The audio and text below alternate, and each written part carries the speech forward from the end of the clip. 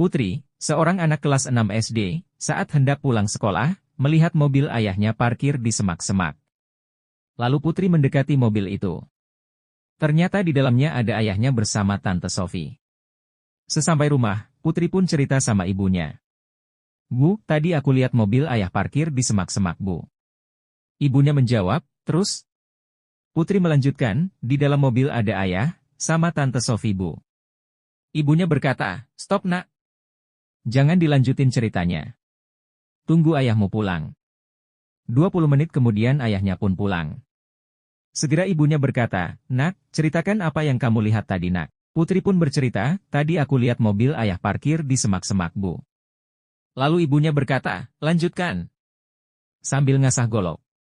Putri pun melanjutkan ceritanya, "Di dalam mobil ada ayah sama Tante Sofi, Bu."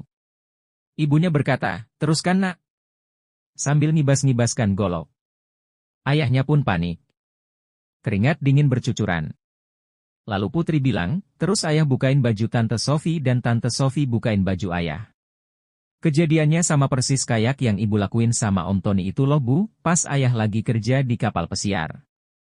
Lalu ayahnya pingsan.